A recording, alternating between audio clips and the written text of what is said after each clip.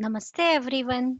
Let's continue एकांकी संस्कार और भावना बाय विष्णु प्रभाकर। इसके पहले के वीडियो में हमने देखा था कि अतुल और माँ आपस में बात कर रहे होते हैं और अतुल अपनी माँ से कहता है कि माँ आप तो निर्मम और कायर हो।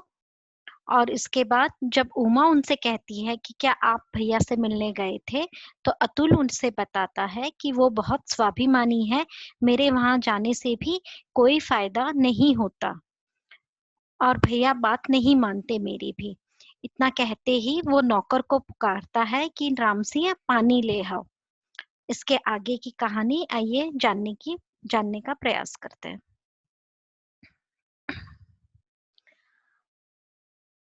आवाज, राम सिंह की आवाज आती है, लाया सरकार। उमा की ओर मुड़कर अतुल बोलते हैं, देखो उमा, भाभी से बढ़कर भैया का और कोई नहीं है। यह कटु सत्य हमें स्वीकार करना ही चाहिए।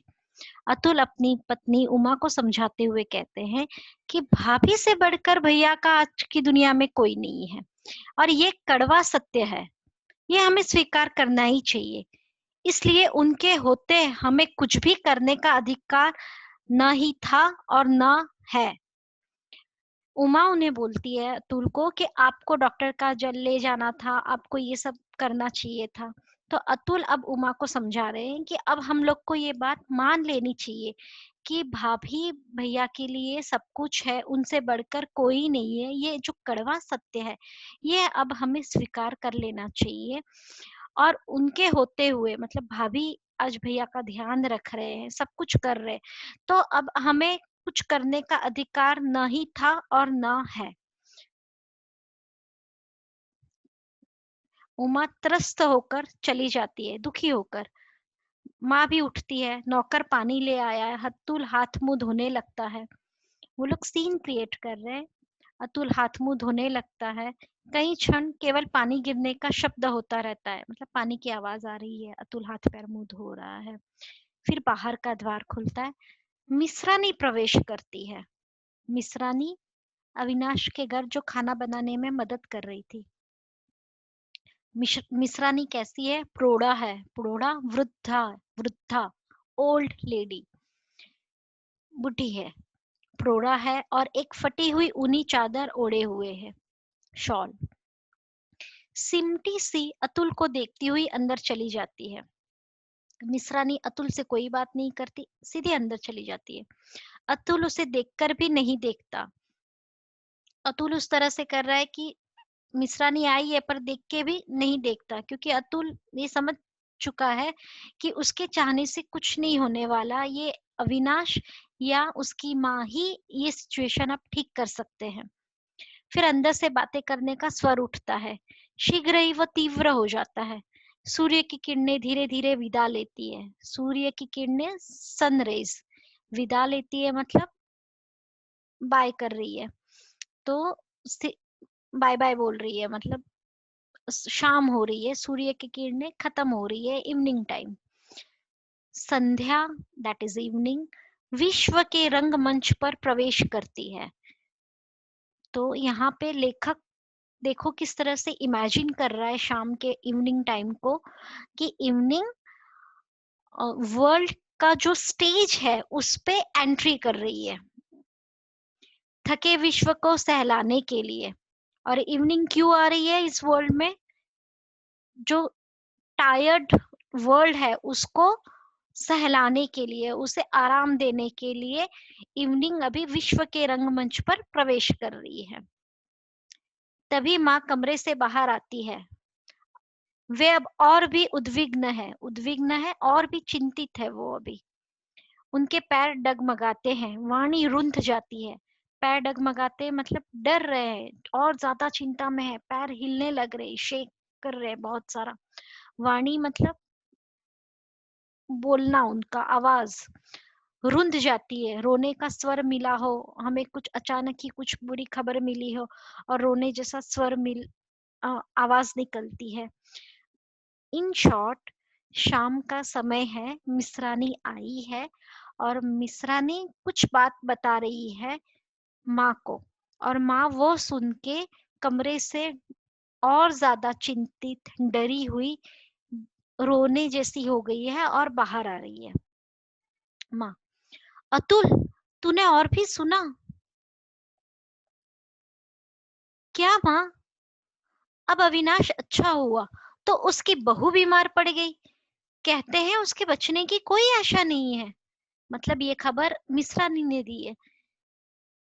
बहू, यहाँ बहू का मतलब तात्पर्य है वाइफ से। किसकी वाइफ? तो उसकी बहू, अविनाश की पत्नी। अब अविनाश अच्छा हो गया है तो उसकी पत्नी बीमार पड़ गई है, उसके बचने की कोई आशा नहीं है। अतुल, हाँ सुना तो है। उमा का प्रवेश। पीछे से उमा एंट्री कर रही है। क्या सुना है? यही की भाभी मन्नासन है। क्या सुना है? यही की भाभी मन्नासन है, मतलब मृत्यु के निकट है। जो इंसान मरने वाला हो तो मृत्यु के निकट है। अतुल बहुत कामली बोल रहा है, हाँ सुना है। उमा, क्या सुना है?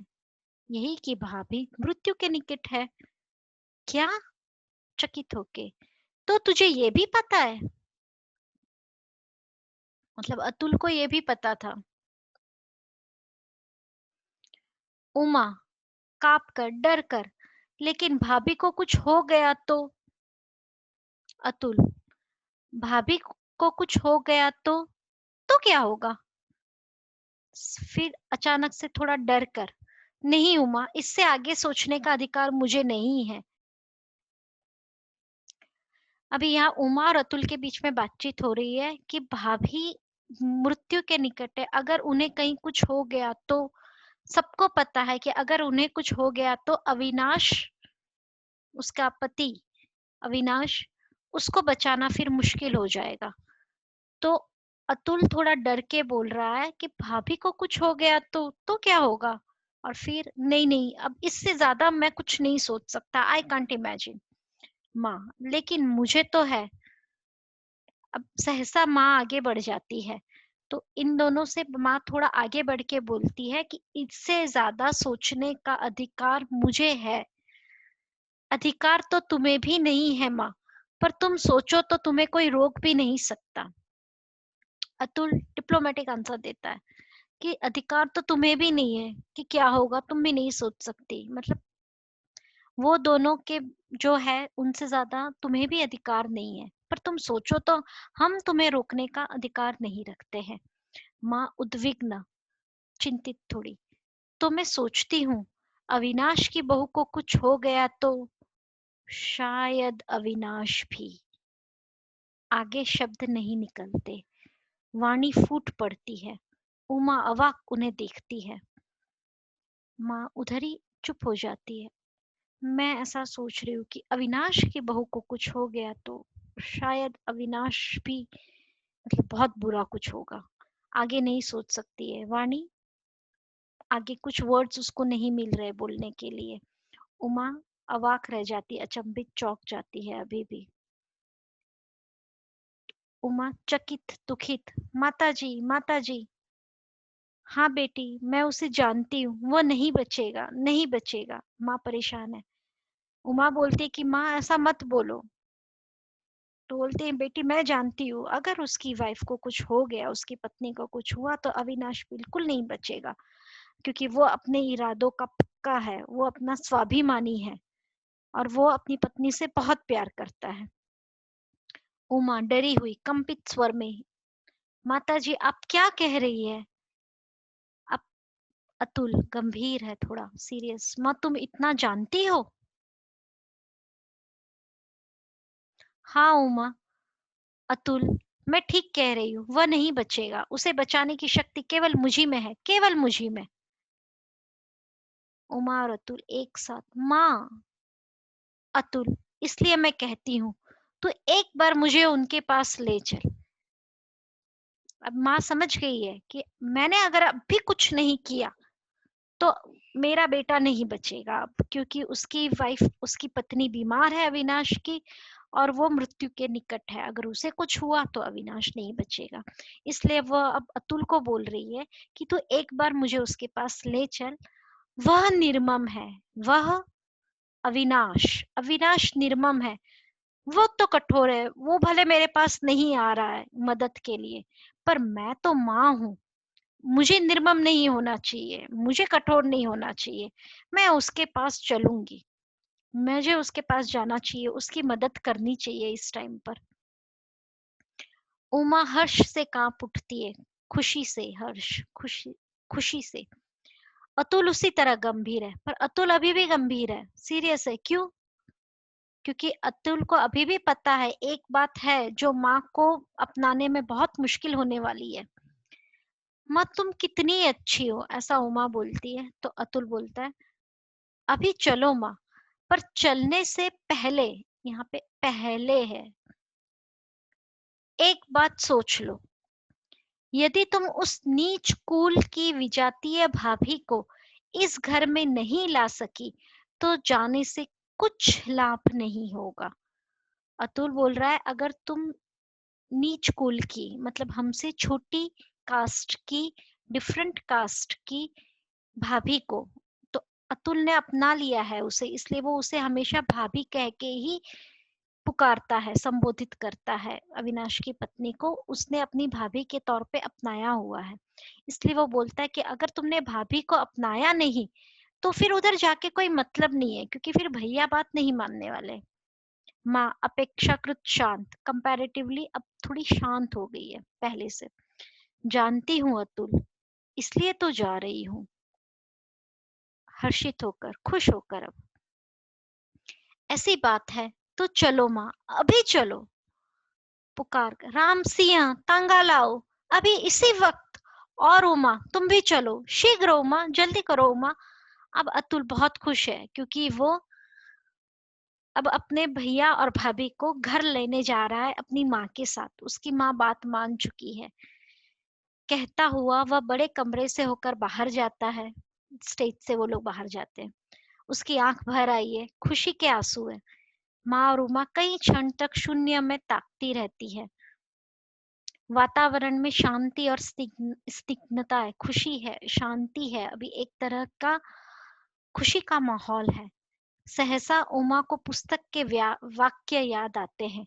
वह फुसफुसाती है, कौन से वाक्य है?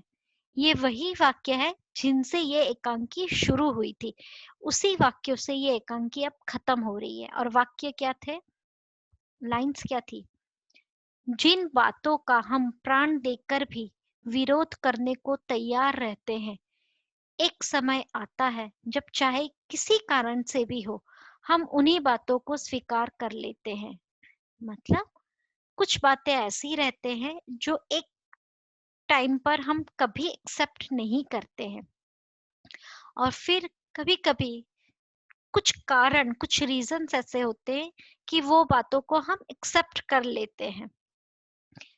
मतलब माँ पहले बिल्कुल भी तैयार नहीं थी अविनाश की विजातीय बंगाली पत्नी को स्वीकार करने के लिए, परंतु जैसे ही माँ को पता चला अविनाश और की तबीयत खराब है, हैजा हुआ, उसकी ठीक होने पर उमा अविनाश की पत्नी को हैजा हुआ, तो अब उसे समझ में आ गया है माँ को कि अगर मैं अपनी भावनाओं को महत्व नहीं दूंगी और अपने संस्कारों की गुलामी से जुड़ी रहूंगी, बेड़ियों में रहूंगी, तो मैं अपने परिवार को नहीं एक कर पाऊंगी।